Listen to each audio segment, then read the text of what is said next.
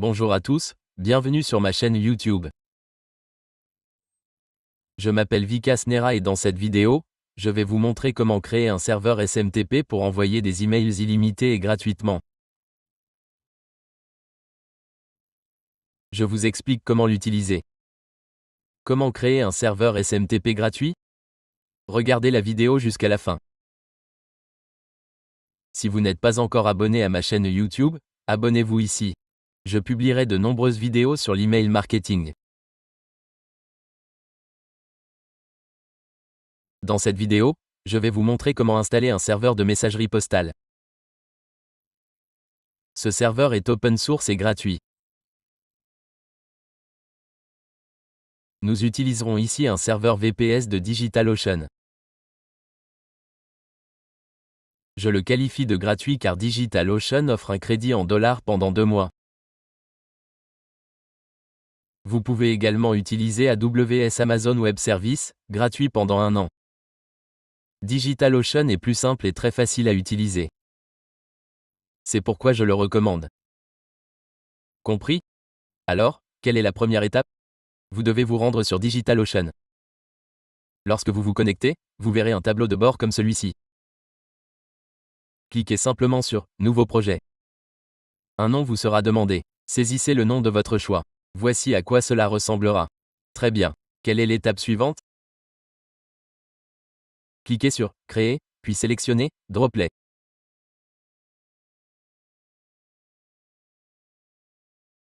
Après avoir cliqué sur « Droplet », sélectionnez Ubuntu. Ça s'affichera. Choisissez la version souhaitée. Je la laisse par défaut pour l'instant. Ensuite, je choisis cette machine à 10 $. Vous pouvez aussi choisir celle à 51 $ si vous préférez. Je choisis celle-ci pour l'instant, car 2 gigaoctets et un processeur me suffisent. Ensuite, vous pouvez sélectionner la région du centre de données. Je garde New York par défaut. Ensuite, il y a un champ pour le nom d'hôte. Vous devez définir le nom d'hôte. Saisissez votre nom de domaine ici. Je vais donc saisir mon nom de domaine ici.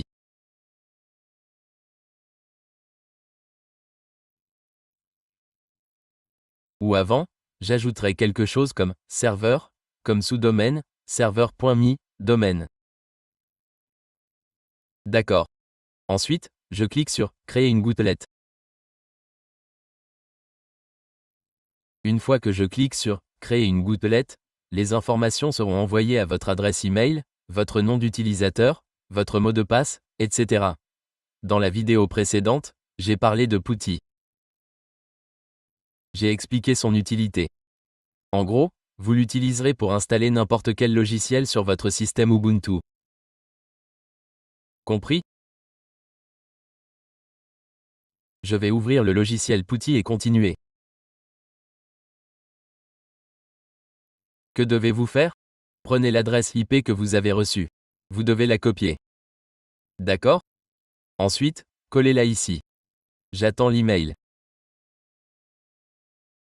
S'il arrive, le nom d'utilisateur et le mot de passe seront dans l'email. D'accord? Je vais attendre qu'il arrive. En attendant, je mets la vidéo en pause. L'email de DigitalOcean est arrivé. Je l'ouvre. Regardez ici, j'ai reçu mon adresse IP, mon nom d'utilisateur root et mon mot de passe ici. J'ai donc saisi mon adresse IP ici. Je clique sur « Ouvrir » et là, vous devez cliquer sur « Oui ». D'accord, pour vous connecter, vous devez utiliser votre nom d'utilisateur. Votre nom d'utilisateur est donc root. Saisissez ensuite le mot de passe. Copiez-le ici. Cliquez ensuite dessus et faites un clic droit. Cela le collera. Appuyez ensuite sur Entrée.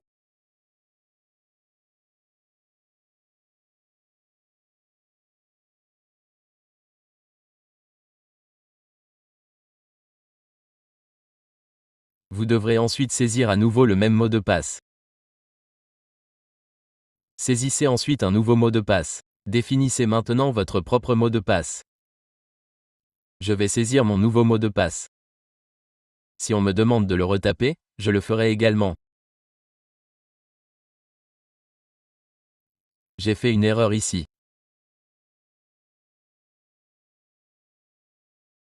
Ensuite, j'appuie sur Entrée. Désolé, il ne correspond pas. Je l'ai saisi incorrectement à plusieurs reprises. Je vais devoir me reconnecter à cet ordinateur. Ouvrons PuTTY. Saisissez notre adresse IP ici. Copiez ce mot de passe.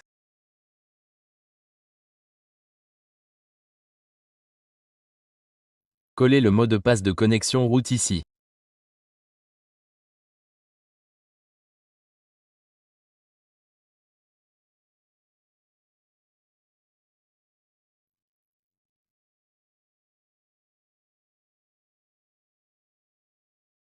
Collez-le à nouveau ici et saisissez le nouveau mot de passe correctement.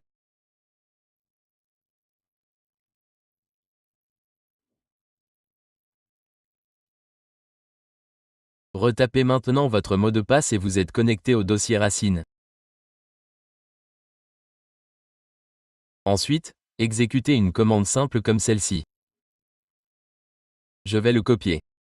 Copiez-le. Allez ici. Faites un clic droit et il sera collé. L'installation a commencé ici. Cela prendra environ 3 à 4 minutes. Je vais donc mettre la vidéo en pause jusqu'à ce moment-là. Une fois l'installation terminée, nous poursuivrons. L'installation est terminée. Si vous voyez ce message à la fin, l'installation est terminée. Copiez ensuite cette commande. Cliquez ici et faites un clic droit, elle sera collée. Votre adresse email vous sera ensuite demandée. Saisissez votre adresse email, par exemple votre application de messagerie ou votre nom de domaine.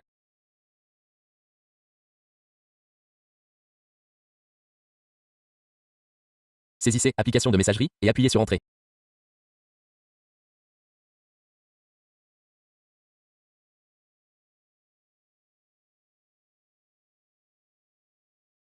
Saisissez ensuite votre prénom, car je m'appelle Nara.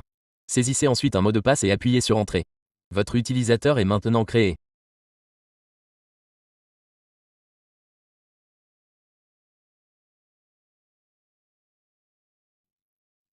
Saisissez ensuite cette adresse IP dans la barre d'adresse. Très bien.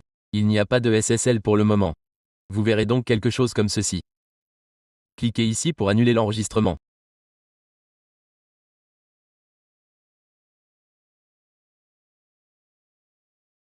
Connectez-vous ensuite en saisissant l'adresse email et le mot de passe de l'utilisateur que vous venez de créer.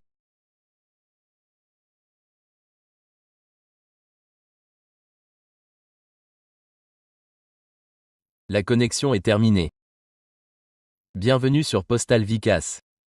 Vous pouvez créer une première organisation ici. Vous devez saisir un nom. Je vais utiliser VA ou autre.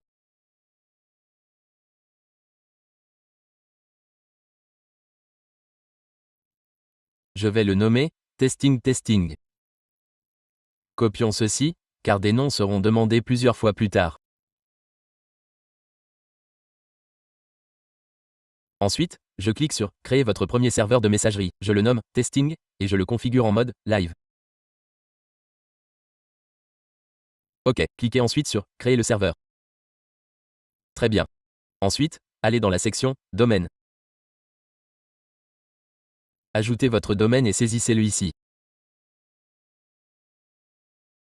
Cliquez sur Créer un domaine. Vous obtiendrez ensuite tous les détails ici. Vous devez ajouter ces enregistrements SPF et DKIM à la gestion DNS de votre domaine. Tout d'abord, nous devons lier cette adresse IP au domaine. Je vais donc saisir cette adresse IP ici. Je l'ai ajoutée ici. Et ici, je vais définir le TTL de cet enregistrement à 1,00. Ensuite, nous devons ajouter les 2 ou 3 enregistrements fournis ici.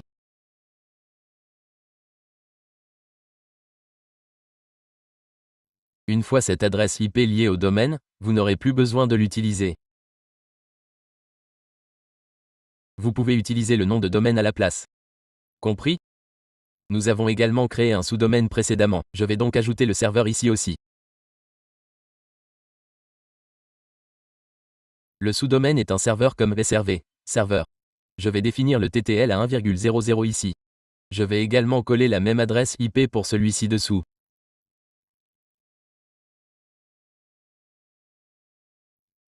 Ensuite, nous utiliserons l'enregistrement SPF et les autres informations fournies pour l'enregistrement SPF. Copiez ceci ici. Et ici, créez un enregistrement.txt. Très bien, dans celui-ci, supprimez uniquement cette partie. Et conservez-la. Et définissez le TTL à 1,00 ici. Très bien. Le deuxième devrait également être un enregistrement TXT. Il existe donc un enregistrement d'Ekim pour cela. Le nom est également fourni ici. Regardez ici, vous devez créer un enregistrement TXT et utiliser ce nom. J'ai collé le nom ici, et la valeur de cet enregistrement d'Ekim est la suivante. Collez cette valeur ici et définissez-la à 1,00 ici. Très bien. Ensuite, enregistrez-le ici. Cliquez sur « Enregistrer les modifications ».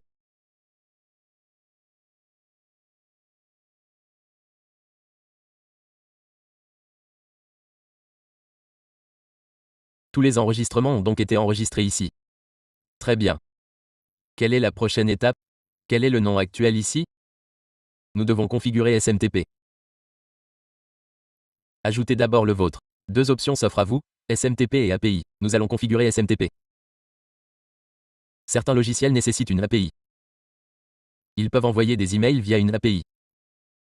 Vous pouvez également créer une API si nécessaire. Nous allons également configurer SMTP ici. Nous devons lui donner un nom.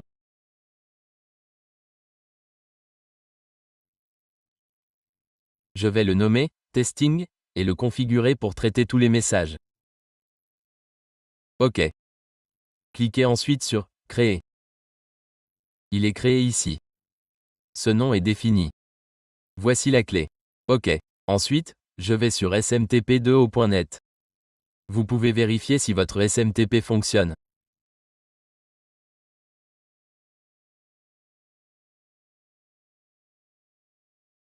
Non, il ne fonctionne pas encore. Je vais d'abord créer son nom d'utilisateur à l'aide de l'adresse IP.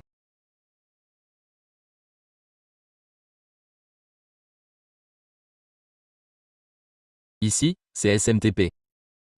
Nous devons saisir l'adresse IP, puis le nom. Saisissez le nom de connexion que nous avons défini comme « testing » et copiez-le. Saisissez-le dans la section « mot de passe ». Nous l'avons défini comme « mail ». Saisissez cet identifiant de messagerie ici dans « mail » et saisissez une adresse email. Utilisez l'utilisateur que nous avons créé. Saisissez-le. Je saisis ici mon adresse email.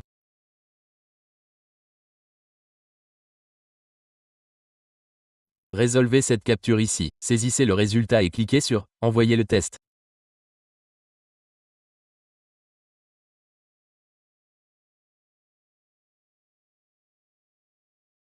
Regardez ici, l'email est envoyé avec succès ci-dessous.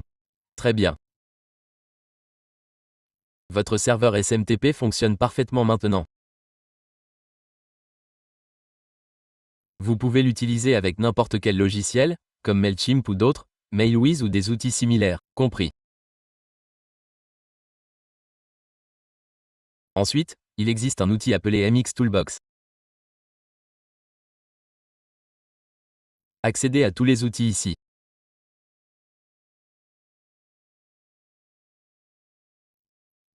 Après cela, vérifiez vos valeurs SPF et d'Ekim, car vous venez de les ajouter à la gestion DNS. Vérifiez donc qu'elles ont bien été indexées ici.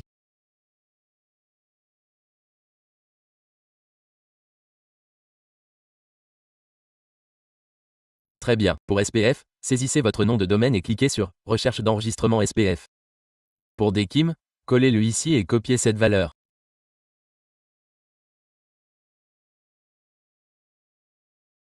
Cliquez ensuite sur « Recherche d'EKIM ». L'enregistrement DNS SPF n'apparaît pas encore, car la mise à jour de l'adresse IP prend du temps. OK. Une fois l'enregistrement indexé, vous pouvez vous connecter à ce serveur de messagerie en utilisant le domaine. Après cela, vous n'aurez plus besoin de l'adresse IP. Vous pouvez également utiliser votre nom de domaine comme nom d'hôte ici. Je vais mettre la vidéo en pause jusqu'à ce qu'elle soit terminée, puis je continue. L'enregistrement SPF s'affiche. Je vais vous montrer à nouveau comment procéder. Recherche d'enregistrement SPF. Je vais le faire ici aussi. La recherche d'EKIM est en cours de chargement. Je l'ai déjà fait et il est apparu ici.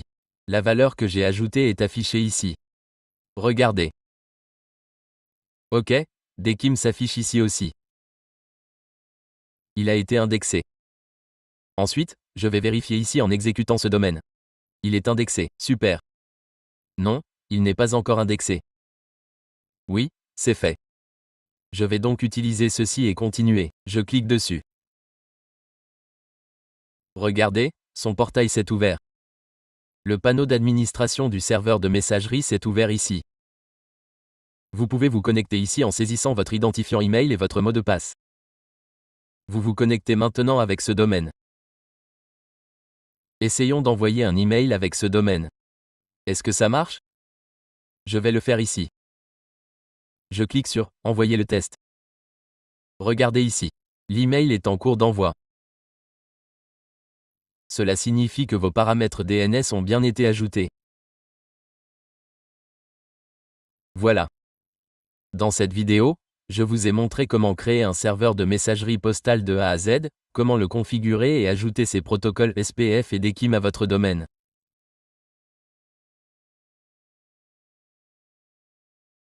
Je l'ai également testé sur un serveur SMTP pour vérifier que les emails sont bien envoyés.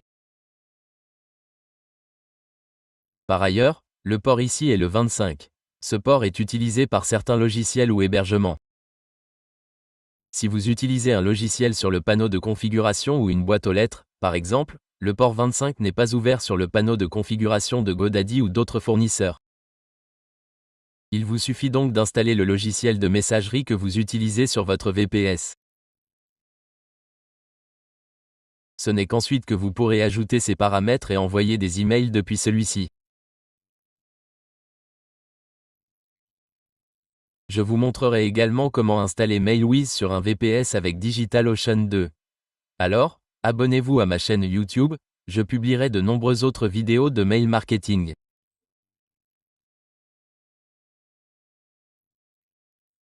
Il existe des serveurs de messagerie encore plus puissants, comme PowerMTA, et j'expliquerai également comment configurer l'imagerie dans Mailwiz via ce panneau. Alors abonnez-vous à ma chaîne YouTube et merci de regarder.